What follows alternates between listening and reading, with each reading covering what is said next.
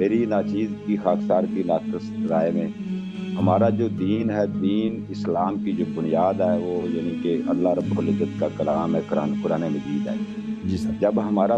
قرآن مجید کے اوپر ہی ہمارا اس میں کمی ہے یا ناقص ہے اور اس کے اوپر ہم گفتگو کرتے ہیں، آپ بھی بیانات، آپ کے ارشادات اور خطبات ہم سنتے ہیں، اور بعض دوسرے علماء بھی اہل سنت کے بھی آتے رہتے ہیں، تو قرآن مجید کی جب اوپر ہی ہماری کمی کا، بیشی کا جو ہے وہ ذکر، اور میں تو اس کے اوپر گفتگو کرنا چاہتا تھا، تو ایک شخص آیا تو آپ نے اس سے کچھ سنجیدہ گفتگو بھی کی، بات تھوڑی سی وہ نظرائے تفنن، آپ مسکراتے بھی رہے۔ تو قرآن مجید کے بارے میں نے جو آپ کو سنا نا، اس کو تھوڑی سی اگر آپ کی اجازت سے یہ ہے کہ آپ کہتے ہیں کہ جی اہل سنت کے نزدیک، آپ کی اجازت ہے میں تھوڑا کروں بات ایک بسم دو اللہ منٹ بسم اللہ، بات کرتے کوشش ہیں۔ کروں گا، کافی چیزیں ہیں، لیکن میرا میں اس کو ناچیز اس کو وائنڈ اپ یا کلوز جی کروں سر، تاکہ بسم مختصر اللہ۔ ہو جائے۔ تو آپ کے کیونکہ بیانات پہلے ہوئے ہیں، آپ کی رائے میرے سامنے ہے، وہ یہ ہے کہ قرآن مجید میں اہل سنت کی کتب سے آپ اخذ کرتے ہیں، ماخوذ کرتے ہیں کہ جی یہ حوالہ جات ہیں جس کی بنیاد پر اہل سنت جو ہے نا قرآن کی کمی کے قائل ہیں، اور کہتے ہیں اس میں نقص ہے، کمی ہے۔ جبکہ میں نے آپ کے گفتگو سے، آپ کے خطبات میں سے یہ سنا ہے کہ آپ خود بھی کہتے ہیں کہ ہمارے پاس قرآن وہ مکمل نہیں ہے۔ اچھا، جب آپ کا یہ ادعا ہے یا آپ کا یہ دعویٰ ہے کہ یہ قرآن اہل سنت والے کی کمی ہے، وہ بیشی ہے، تو جب ہمارا آپ کہتے ہیں تو پھر آپ اس کے بدلے میں آپ ہمیں کامل دکھائیں نا، آپ ہمیں کامل قرآن دین پاک ناقص ہے پیش نا، کریں۔ دین ناقص ہے بھائی، اس کے علاوہ کوئی چارہ ہی نہیں ہے۔ دیکھیں اس اچھا کے مسلمان، ہاں، اچھی بات، ایک منٹ، دین مسلمانوں کے ٹھیک ہے، پاس اس کا ناقص ہے، جواب آ گیا۔ قرآن بھی سنت دو۔ آگے پھر اب آپ سے تفصیل سے بات لے گئی، دین ہی آپ نے کہہ دیا ناقص ہے۔ تو 14 صدیاں گزر گئی ہیں، اور میرے یعنی کوئی کہہ لیں اشکالات کہہ لیں یا اعتراضات کہہ لیں، میں آپ سے محبت کا، ایک عقیدت کا ایک رشتہ ہے، اس میں وہ نہیں کرنا چاہتا اس کو خراب۔ تو ہماری دعوت کس طرح ہے؟ اہل غیر مسلم کو ہم کیسے دعوت دے سکتے ہیں کہ ہمارا تو دین ہی ناقص، میرے پاس ایک چیز ہی ناقص ہے، تو میں ان کے سامنے جا کے دعوت رکھتا ہوں، اور میرے اپنے مسلمان بھائی کہتے ہیں کہ ہمارا قرآن ناقص ہے، تو ہمارے جب ایک تو چیز ہی دیکھیں نامکمل یہ ہے ایک تو کامل نہیں۔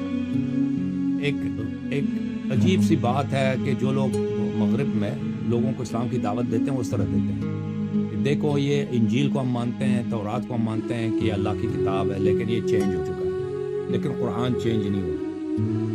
قرآن جو کا تم اللہ کا کتاب ہے، اس میں کوئی کمی بیشی نہیں ہے، اس لیے تم مسلمان ہو۔ اور بعض لوگ اسی کو سن کر مسلمان بھی ہو جاتے ہیں، ٹھیک ہے نا۔ اگر ان سے پوچھیں کہ آپ کی مسلمان ہیں، بعض لوگوں سے میں نے سنا وہ کہتے ہیں کہ جی قرآن اللہ کا کامل کتاب ہے، ہم اس لیے مسلمان ہیں۔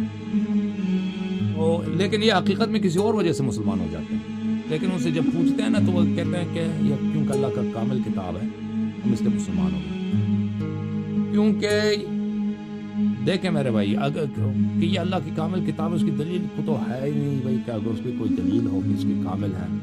دلیل ہو تو کوئی نہیں ہے، تو آپ کو کہاں سے پتہ چل رہا ہے کامل کتاب ہے، اس کی میں کمی نہیں ہوئی، بیشی نہیں ہوئی۔ قرآن کی ہاں آیت تو شیخ ہاں، ان کو تو ان کے پاس تو کچھ بھی نہیں ہے، ٹھیک ہے نا، وہ قرآن کی آیت تو اس بات کو نہیں کہتا۔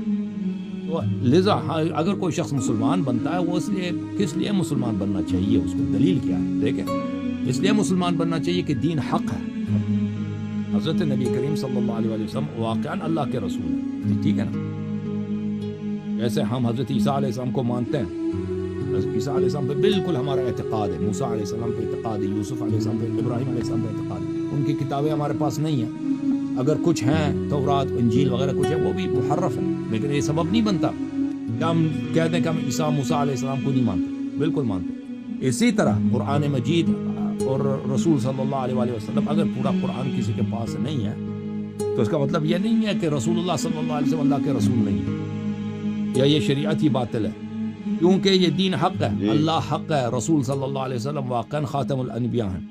وہ اللہ کی جانب سے معجزات کے ساتھ آئے ہیں، قرآن کریم ان کا کتاب ہے، قرآن کریم ان کا اعجاز ہے، اس قرآن جیسا،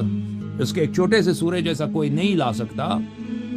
تو یہ اس لیے یہ دین حق ہے، اس کو مسلمان ہونا چاہیے۔ اور کس لیے شیعہ ہونا چاہیے؟ اس لیے شیعہ بننا چاہیے کہ مسلمانوں میں جتنے فرقے ہیں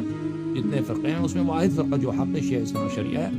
امیر المؤمنین علی علیہ السلام، اہل بیت الطاہرین علیہ السلام، یہ واقعاً اللہ کے اور رسول صلی اللہ علیہ وسلم کے خلیفہ اور جانشین ہیں، تو اس لیے مسلمان ہونا چاہیے۔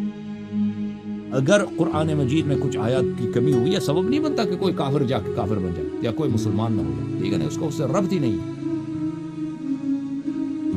نہیں دیکھیں نا شیخ، اس میں اب دو مسالک ہیں، ایک اہل سنت ہے اور ایک اہل تشیع ہے۔ تو اب شیعہ مذہب کے اندر جب آپ یہ ایک طرف یہ آپ کی یہ رائے ہے، لیکن ہمارے ایک طرف آپ کہتے ہیں کہ ایک کامل قرآن بھی ہے، وہ یہ تناقض آپ کی گفتگو، پورا قرآن نہ صرف کامل قرآن ہے بھائی، سب انبیاء کے کتب سب کے سب موجود ہیں، یعنی موسیٰ علیہ السلام کی جو کتاب ہے، عیسیٰ علیہ السلام کی کتاب ہے، جو ابراہیم علیہ السلام پہ نازل، وہ کوئی علم اللہ نے جو نازل کیا وہ رفع نہیں ہوا، دنیا سے نہیں مٹا، نابود نہیں ہوا، وہ موجود ہے، اس کے امین کے پاس موجود ہے، جس کو اللہ تعالیٰ نے اس کا امین بنایا اس کے پاس موجود ہے۔ اچھا، ہم جاننا چاہیں گے نا کہ یعنی آپ نے ابھی ایک حوالہ دیا تھا کہ ایک کتاب سے، اور آپ کے پہلے بھی بیانات سے، کہ حضرت علی شیر خدا حضرت قرار رضی اللہ تعالی عنہ علیہ السلام ان کے پاس کامل قرآن ہے، ایک طرف آپ کہتے ہیں ان کے پاس کامل قرآن ہے۔ ایک نقطہ ہے، اس سے پہلے جو ایک شخص سے بات کر رہے تھے، وہ یہ آپ کہہ رہے تھے کہ یہ جو ان الذین یکتمون سورۃ بقرہ آیت نمبر 160 کے اوپر آپ بات کر رہے تھے، تو جو سورۃ احزاب ہے اس کے اوپر جو ہماری یعنی اہل سنت کی کتب سے اب حوالے دیتے ہیں، اس کی بنیاد پر تو یہ ہے کہ وہ اگر بالفرض ان کو مان بھی لیا جائے تو وہ تو کہہ رہے ہیں کہ اس میں یہ چیز کی ہمیں تھوڑی کمی یہ نظر آ رہی ہے، اظہار ہو رہا ہے ان کتب سے، ان حدیث سے، ان اخبارات سے، لیکن نبی پاک صلی اللہ علیہ وسلم پر اس کا اطلاق نہیں ہو سکتا، کیونکہ ساری امت کہہ رہی ہے کہ نبی صلی اللہ تعالی وسلم نے قرآن بھی اس کی دلیل دیتا ہے کہ وما علینا الا البلاغ، اور بہت سی آیات ہیں، اشارہ دیتا جاتا ہوں۔ اب جب کہ نبی کریم صلی اللہ علیہ وسلم نے وہ پورا کامل قرآن علی شیر خدا حضرت قرار علی المرتضیٰ کے پاس ہے،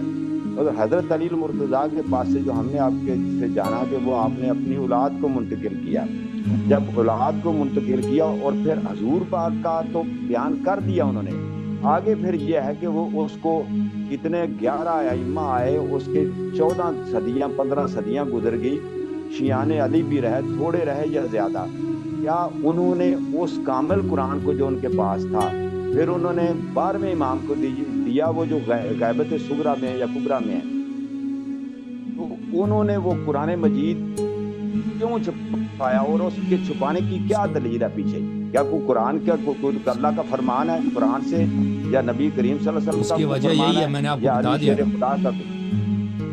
میں نے بہت دفعہ جواب دے دیا اس کے لیے، کہ اس کی وجہ وہی ہے کہ رسول صلی اللہ علیہ وسلم نے آیات چھپاتے تھے۔ رسول صلی اللہ علیہ وسلم مکے میں 5 سال 6 سال 7 سال تک جتنا